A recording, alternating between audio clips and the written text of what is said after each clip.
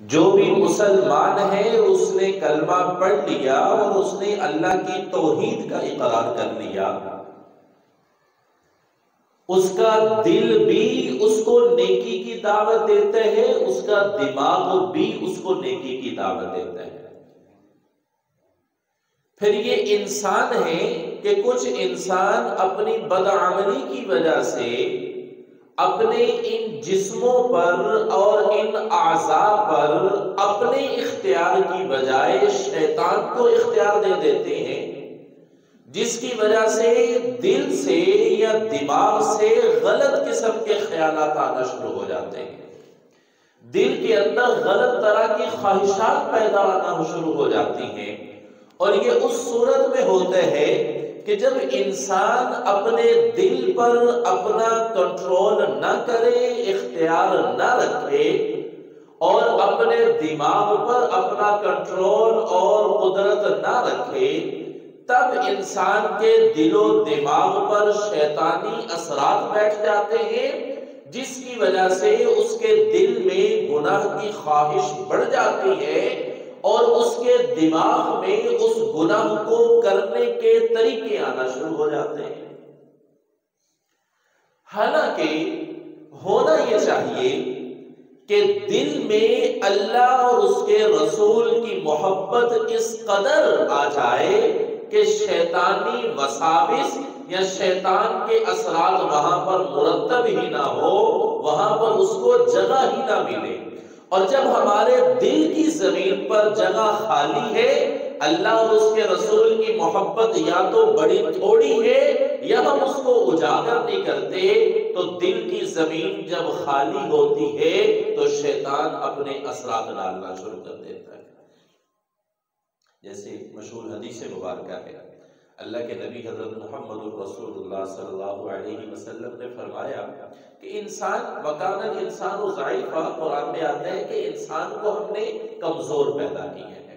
انسان سے خطا ہو جاتی ہے، بلکہ حدیث مبارکہ ہے کل بنی آدم خطاؤن وخیر الخطائین التوابون، کہ ہر بنی آدم، ہر انسان خطا کار ہے، خطا کا پتلا ہے، غلطیاں ہو جاتی ہیں، گناہ ہو جاتے ہیں، اللہ کی نافرمانی ہو جاتی ہے، وَخَيْرُ الْخَطَّائِينَ التَّوَّابُونَ، لیکن بہترین خطا کار وہ ہے کہ جو خطا کے فوراً بعد توبہ کرے۔ لیکن اگر کوئی انسان توبہ نہیں کرتا تو حدیث مبارکہ میں آتا ہے، اللہ کے نبی صلی اللہ علیہ وسلم نے فرمایا کہ جب انسان گناہ کرتا ہے اور گناہ پر توبہ نہیں کرتا تو فرشتے کو حکم دیا جاتا ہے کہ اس کے دل پر ایک سیاہ نقطہ لگا دیا جائے، اور جو دل کی زمین ہے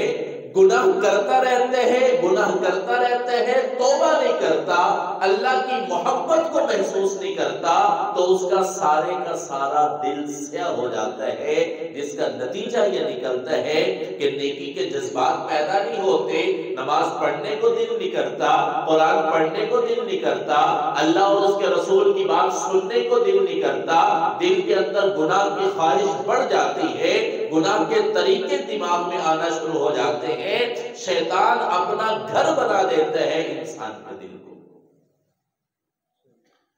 اور یہ اس صورت میں ہے جب انسان گناہ کرے اور گناہ کرنے کے بعد توبہ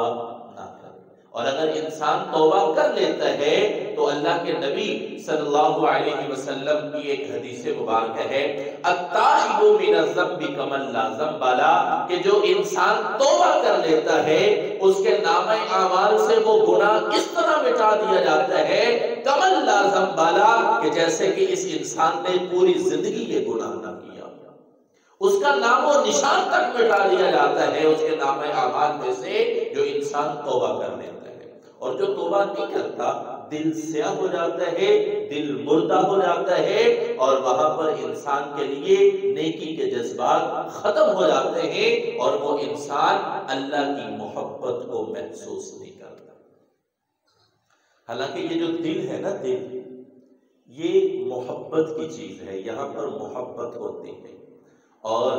سب سے اچھی محبت، سب سے بہترین محبت وہ ہے اللہ کی محبت۔ جب اس دل میں اللہ کی محبت آ جائے گی نا، خدا کی قسم زندگیوں میں سکون آ جائے گا۔ یہ جو آج کل ہر بندہ پریشان ہے نا، کوئی کاروبار کی وجہ سے پریشان، کوئی اولاد کی وجہ سے پریشان، کوئی رشتہ داروں کی وجہ سے پریشان، کوئی پڑوسیوں کی وجہ سے پریشان، کوئی بچوں کی وجہ سے پریشان ہے، کوئی پیسے کی وجہ سے پریشان ہے، کسی کو کیا پریشانی ہے، کسی کو کیا پریشانی ہے۔ خدا کی قسم دلوں کو سکون مل جائے گا جب دل میں اللہ کی محبت آ جائے گی۔ کیونکہ جب اللہ کی محبت آ جاتی ہے نا، کیونکہ اللہ تو احکم الحاکمین ہے، اللہ تو رب العالمین ہے، اللہ خالق ہے، اللہ مالک ہے، اللہ سے بڑھ کر کوئی چیز نہیں ہے۔ اللہ ہی نے زمین و آسمان کو پیدا کیا۔ قل اللہم مالک الملک تؤتی الملک من تشاء، بادشاہوں کا بادشاہ تو میرا اللہ ہے، بلکہ یہ دنیا کی بادشاہت اللہ جس کو چاہتا ہے عنایت کرتا ہے۔ تولج اللیل فی النہار وتولج النہار فی اللیل، اللہ دن کو رات میں بدلتا ہے، رات کو دن میں بدل دیتا ہے۔ اللہ نے قبر کی کالی کوٹھری بنائی ہے، اللہ زندگی دیتا ہے، اللہ ہی موت دیتا ہے، اللہ ہی کے پاس صحت کے خزانے ہیں، بیماری بھی میرے اللہ کے حکم سے آتی ہے۔ دنیا میں کوئی آتا ہے تو وہ بھی اللہ کی اجازت سے ہے، جب دنیا سے کوئی جاتا ہے وہ بھی میرے اللہ کا حکم ہوتا ہے۔ ہمارا تو ایمان یہ ہے کہ دنیا میں ایک درخت کا پتا بھی اللہ کی اجازت کے بغیر نہیں کرتا۔ تو جب اس اللہ کی محبت دل میں آ جائے گی نا، جس اللہ نے زمین و آسمان بنایا، جس اللہ نے چاند سورج ستارے بنائے، جس اللہ نے زمین کو بچھونا بنا دیا، جس اللہ نے آسمان کو چھت بنا دیا، جس اللہ نے زمین و آسمان کے درمیان ستاروں کو، چاند کو، سورج کو بغیر کسی سہارے کے کھڑا کر دیا، جس نے زمین کو پانی کے اوپر بچھا دیا، جس نے پہاڑوں کو زمین کے اندر بطور میخ کے گاڑ دیا، یہ میرے اللہ کی قدرت ہے۔ جب اس اللہ کی محبت دل میں آ جائے گی تو یقین کرے انسان دنیا کے غموں سے بے غم ہو جائے گا۔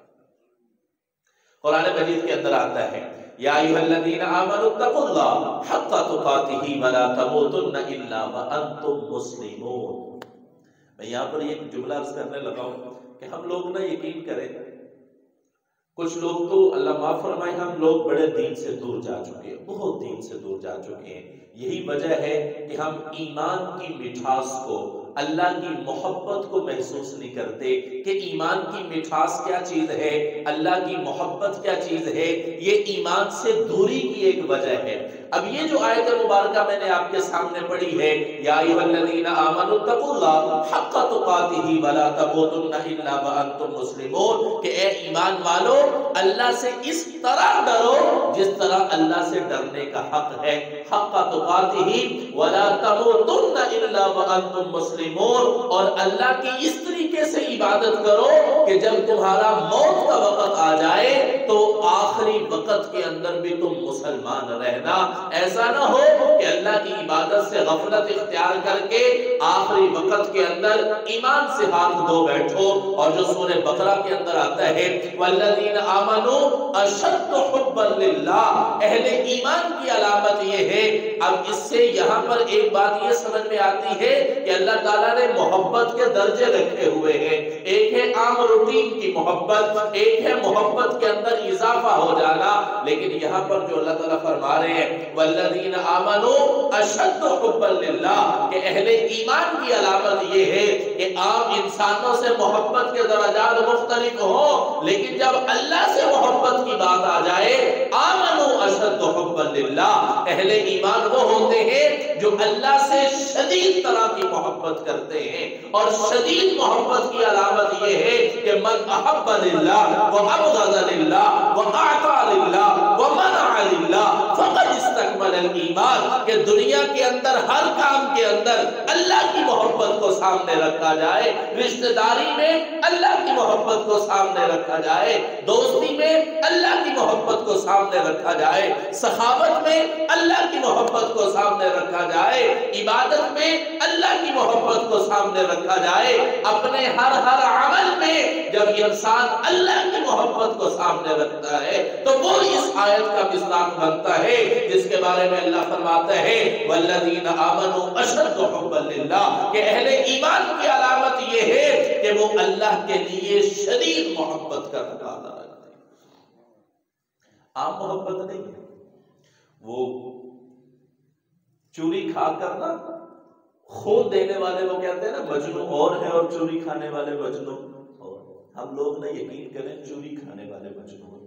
اللہ کی محبت میں اپنا سب کچھ قربان کرنا، یہ